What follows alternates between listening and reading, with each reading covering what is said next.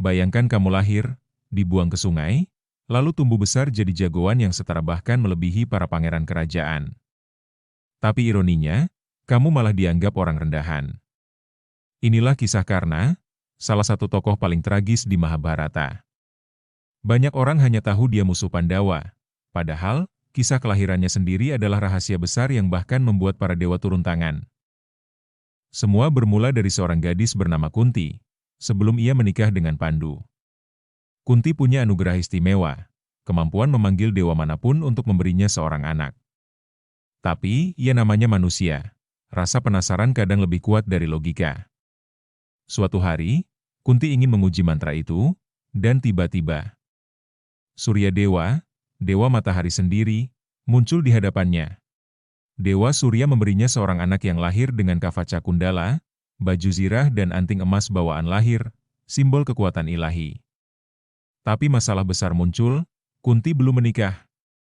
Bayangkan, di zaman kerajaan kuno, seorang gadis punya anak tanpa suami. Skandal banget. Takut malu dan dicemooh, Kunti akhirnya tega menaruh bayi itu dalam keranjang dan menghanyutkannya di sungai. Keranjang itu ditemukan oleh pasangan sederhana, Adhiratha, kusir kerajaan, dan istrinya Radha. Mereka merawat bayi itu dengan penuh kasih, menamainya Karna. Sejak kecil, Karna sudah menunjukkan tanda-tanda luar biasa. Kulitnya berkilau seperti logam, dan kekuatannya jauh di atas anak-anak lain. Tapi satu hal yang tidak pernah dia tahu adalah siapa orang tuanya sebenarnya. Karna tumbuh jadi pemuda berbakat dan bermimpi menjadi ksatria sejati. Tapi sistem kasta di masa itu kejam, karena dianggap lahir dari keluarga kusir, karena tidak boleh belajar ilmu perang seperti para bangsawan. Bayangkan, kamu punya bakat luar biasa, tapi dunia bilang, kamu bukan dari kalangan kami. Frustrasi tapi pantang menyerah, karena mencari guru yang mau mengajarinya.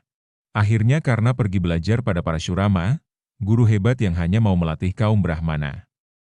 Karena takut ditolak, Karna berbohong tentang asal-usulnya.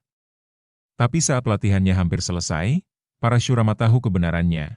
Saat Karna dipagut serangga besar namun menahan sakit tanpa bergerak, darahnya menetes, dan sang guru sadar, ini bukan Brahmana. Parashurama pun mengutuknya, ilmu memanahmu akan hilang di saat paling kau butuhkan. Sebuah kutukan yang kelak menentukan nasibnya. Meski dikutuk, Karna tetap berjuang. Dalam suatu pertunjukan, ia menantang Arjuna, sang pangeran Pandawa. Semua orang tercengang melihat kemampuan Karna yang setara dengannya. Tapi begitu mereka tahu dia anak kusir, Karna langsung dihina. Hanya satu orang yang membelanya, Duryodhana, pangeran Kaurawa.